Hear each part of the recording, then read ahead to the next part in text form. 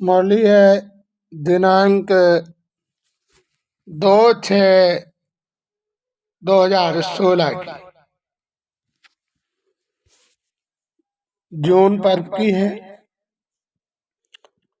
परमात्मा बच्चों के दृढ़ निश्चय को देख रहे हैं। परमात्मा जो है वास्तविक बच्चों को परमात्मा के प्रति कितना निश्चय है, इस निश्चय को परमात्मा देख रहे हैं। बच्चों के अंदर कितना धैर्य है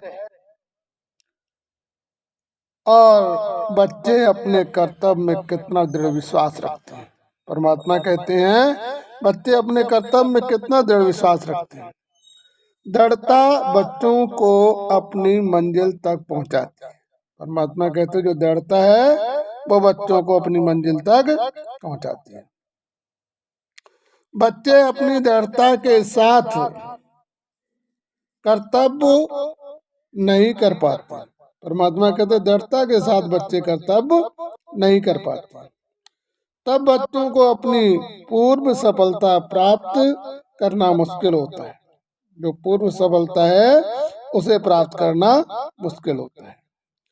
स्वयं की दृढ़ता के अनुसार से हर परिस्थितियों को पार करके अपने दृढ़ निश्चय और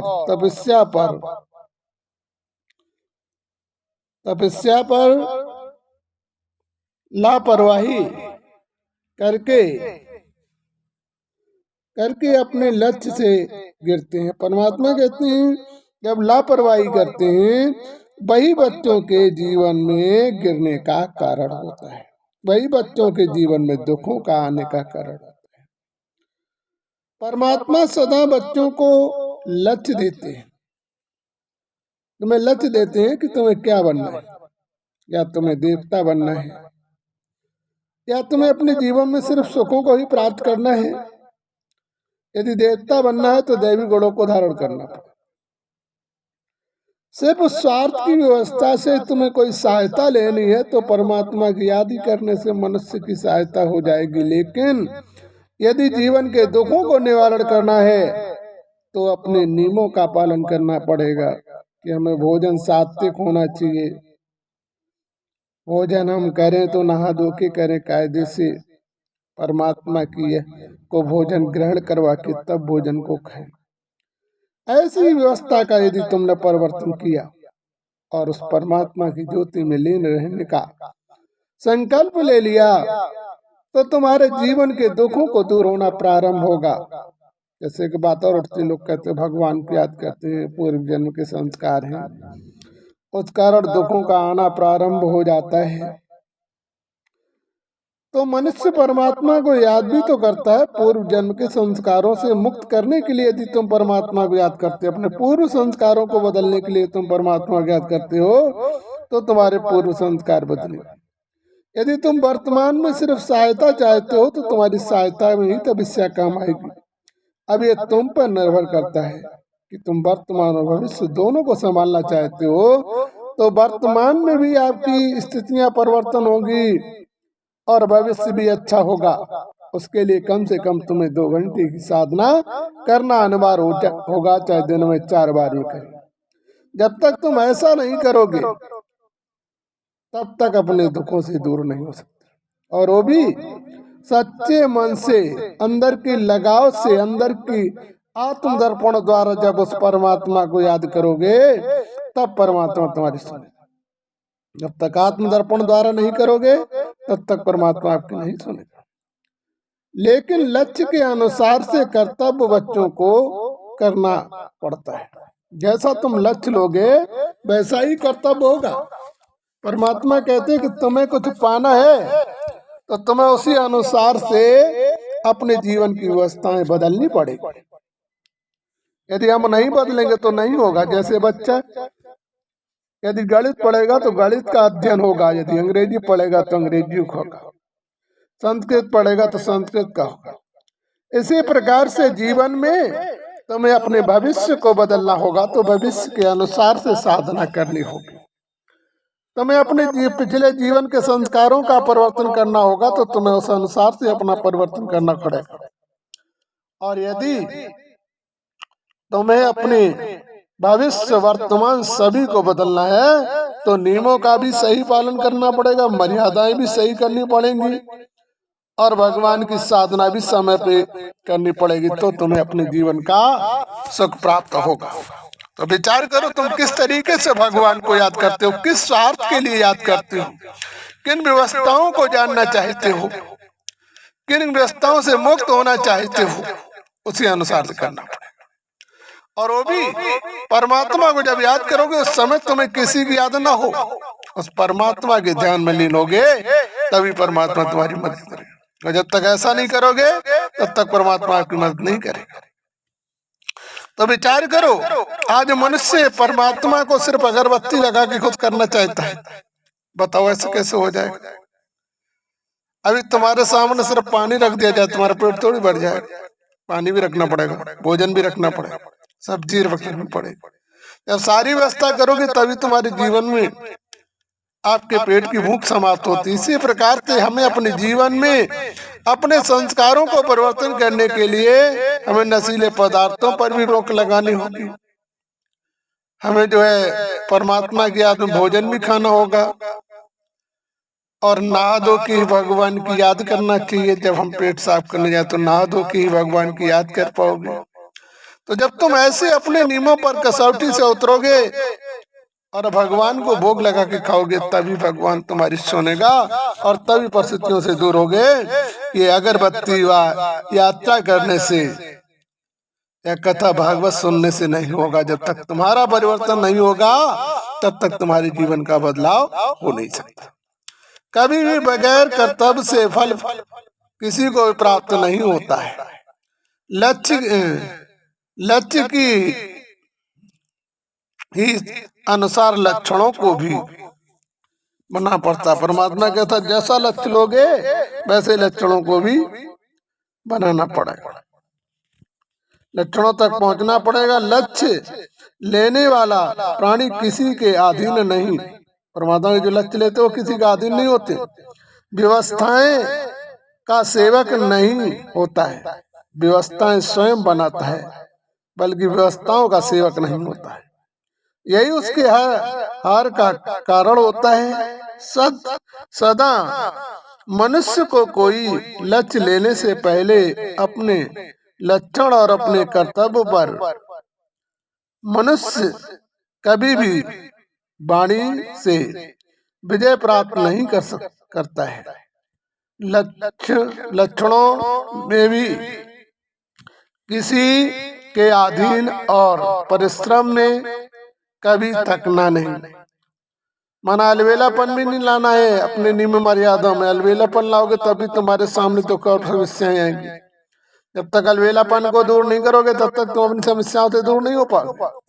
और जब तक तुम नहीं बदलोगे तो दुनिया के किसी भी मंदिर में चले जाओ, तुम्हारे जीवन का उद्धार नहीं होगा। ऐसे व्यक्ति विजय को प्राप्त करते हैं। किसी परिस्थितियों में डमाडोल नहीं होना चाहिए। यही व्यक्ति अपने संपूर्ण विजय को प्राप्त कर सकता है। जो इस प्रकार से करेगा वही व्यक्ति अपने संपूर्ण विजय को प्राप्त कर सकता है। और मनुष्य जितना बड़ा लक्ष्य लेता है, परमात्मा कहते हैं जितना बड़ा लक्ष्य लोगे उसी अनुसार से परिश्रम करना पड़ता है। जैसे दुनिया में यदि तुम्हें कहीं वकील बनना है तो उस अनुसार से तुम्हें तपस्या करनी पड़ेगी और तभी तुम वकील के स्थल पर पहुंच पाओगे। और तुम सोचते परमात्मा को सिर्फ अगरबत्ती में खुश कर ले, प्रसाद चढ़ा के खुश कर ले, ऐसे कैसे होगा? जीवन में तुमने अपराध और कर्म किए हैं, उन कर्मों के अनुसार से तुम्हें तपस्या भी करनी पड़ेगी। उन कर्मों के अनुसार से अपने पिछले कर्मों से भगवान से माफी भी मांगनी पड़े। प्रभु मुझसे गलतियां हूँ, मुझे क्षमा करो और मुझे ऐसी समर्थ दो कि मैं तुम्हारी साधना के द्वारा अपने जीवन का उद्धार कर लूं। प्रभु मुझ पर दया करो। इस प्रकार से यदि तुमने अपनी आत्म दर्पण को उसमें लगाया तो आत्म शक्ति बढ़ेगी, तभी तुम्हारे दुखों का निवारण होगा। जैसे वर्तमान में कोई दिक्कत आती है आर्थिक स्थिति की, तो तुम मेहनत करना प्रारंभ कर देते हो, तो धन इकट्ठा करके अपनी आर्थिक स्थिति को परिवर्तन कर लेते हो। यदि कहीं बीमारी रोग होता है तो डॉक्टरों के पास जाना पड़ता है और अपना परहेज भी करना पड़ता है। इसी प्रकार से तुम्हें अपने जीवन को यदि वास्तविक परिवर्तन करना है, वास्तविक अपने जीवन को खुशीमयी बनाना है, तो हमें अपने जीवन में परहेज करना पड़ेगा, सात्विक भोजन करना पड़ेगा। परमात्मा के को भोग लगाकर हमें भोजन ग्रहण करें, जिससे हमारी बुद्धि सात्विक बनी रहे। जब हम ऐसा करेंगे तभी भगवान हमारी सुनेगा। जब वो अपनी परिस्थितियों का सम्मान नहीं कर पाता है, अपने नियम मर्यादाओं का, परिस्थितियों का सम्मान करना नहीं सीखेगा, उस अनुसार चलना नहीं सीखेगा, तो अपने दुखों से दूर नहीं हो सकता। यही उसके हार का कारण होता है। परमात्मा कभी किसी के साथ पक्षपात नहीं करता है। परमात्मा कभी पक्षपात नहीं करता, अपने कर्मों के अनुसार से सभी को भोगना पड़ता है। लेकिन आज समाज क्या चाहता है कि हम एक दूसरे को गिरा के आगे बढ़ जाएं, एक दूसरे की ईर्ष्या करके आगे बढ़ जाएं। ऐसा नहीं, ईर्ष्या करोगे तो तुम्हारे संस्कार और बिगड़ेंगे, दूसरों को बुरा चाहोगे तुम्हारा भी बुरा होगा। इसलिए स्वयं का भला करो और दूसरों के लिए भलाई की भावना रहो, क्योंकि किसी का कचड़ा अपने सर पे नहीं लाना है। कचड़े को उतारते रहना है तो तुम्हारे जीवन में दुखों का सामना नहीं करना पड़ेगा। इसलिए मुझे न्यायकारी कहते हैं, परमात्मा कहते हैं इसलिए मुझे न्यायकारी करते हैं। मैं किसी का कचड़ा नहीं हूँ, मैं आत्माओं का कचड़ा लेता हूँ, उन्हें स्वच्छता देता हूँ। कब? जब वो मेहनत और परिश्रम करके मुझ में लीन रहते हैं। जो तुम योग साधना करते हो, योग साधना करने में भी तुम्हें जो दिक्कतें आती हैं, उनमें तुम्हारे अपराधों को मुक्त करता हूँ, मैं अपनी तरफ से नहीं करता हूँ। जो तुम योग साधना और नियम करने में जो परिस्थिति आपके अंदर आती हैं, जो आपको समस्याएं लगती हैं, आपको दिक्कतें लगती हैं, उन्हीं दिक्कत और समस्या से तुम्हारे अपराधों को मुक्त करता हूँ। जब तक तुम अपने मन के सच्चे भेद को नहीं परिवर्तन कर पाते हो, तो किसी मजहब या किसी धर्म में बने रहना, लेकिन तुम्हारे जीवन का उद्धार नहीं होगा। परमात्मा कहता है जब तक तुम अपना परिवर्तन नहीं करो। जैसे विचार करो, बत्ती का कनेक्शन किया जाए लेकिन तार को न छीला जाए तो करंट नहीं जा सकता है। इसी प्रकार से अपने आत्मा के अंदर लगे हुए अपराधों को, जब तक हम अपराध रूपी रबड़ को दूर नहीं करेंगे और योग रूपी दर्पण को उस परमात्मा से नहीं जोड़ेंगे, तब तक तुम्हारे जीवन के दुखों को दूर नहीं कर सकते। तब तक परिस्थितियों से बच्चों के विचार बदलते नहीं। माना परिस्थितियों के कारण परिस्थितियों से बच्चों के विचार नहीं बदलते और विश्व परिवर्तन के पैगाम लेते हैं और चाहते हैं कि मैं संसार को बदल दूं, अपने दुखों को परिवर्तन करूं। लेकिन इससे पहले तुम्हें अपना परिवर्तन करना पड़ेगा। जब तुम अपना परिवर्तन करोगे तभी ये संसार का परिवर्तन होगा। परमात्मा भी देखते हैं कि बच्चों के कितना साहस है। हताश होने पर हार होती है और निश्चय होने पर विजय होती है। जो अपने निश्चय पर अटे रहते हैं और निश्चय के अनुसार से उस परमात्मा की भक्ति में लीन हो जाते हैं और उस संसार में विकार परमात्मा के को साथ लेकर करते हैं, उनकी कभी हार नहीं होती है। ऐसे ही भक्तों को भगवान ने सदा मदद और साथ दिया। जैसे प्रहलाद भगवान की भक्ति में लीन हो गया तो उसने अपने दुख और समस्याओं को नहीं देखा था, उसने अपनी परिस्थितियों को नहीं देखा था, लेकिन परमात्मा के वचनों में अपने जीवन को समर्पण कर दिया था, जिस कारण से उन्हें जो है परमात्मा को मदद करनी पड़ी। हर परिस्थिति में उसका साथ देना पड़ा, हर दुखों से निवारण करना पड़ा। तो विचार करो, यदि अपने जीवन में दुखों का निवारण करना है तो तुम्हें अपना जीवन बदलना होगा, तभी परमात्मा तुम्हारी मदद करेगा। जब तक तुम उस योग्य अपना कार्य नहीं करोगे तब तक परमात्मा आपकी मदद नहीं करेगा। तो विचार करो, जीवन में दुखों से यदि निवारण करना है तो तुम्हें अपने जीवन को बदलना ही पड़ेगा।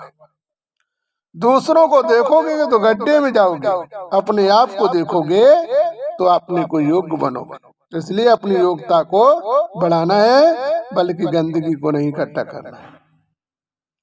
अच्छा मीठे मीठे सीधे बच्चों के प्रति शिव परमात्मा की याद प्यार और नमस्ते। रूहानी बच्चों की तरफ से रूहानी शिव परमात्मा को दिलवा जान से सुखवा प्रेम से जय शिव परमात्मा।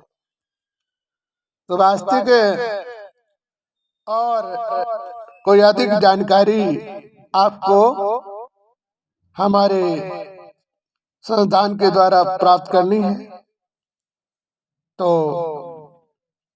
हमारे संस्थान में आपके बीमारी रोगों से भी निवारण करने का मार्ग बताया जाता है। उसका धारण करने से मनुष्य अपनी जो है बीमारी रोगों से भी बचाव कर सकता है और हड्डी ऐसे रोगों पर कई जॉइंटों में कमी इत्यादि आती है तो उसका भी सुधार किया जाता है, जिसको मनुष्य एक दिन में कम से कम पहले दिन आने पर ही उसे जो है 40% आराम हो जाते हैं और कायदे से उसने हमारे संविधान के हिसाब से अपने नियमों का पालन किया तो जोड़ों के दर्द से भी मुक्त हो जाता है।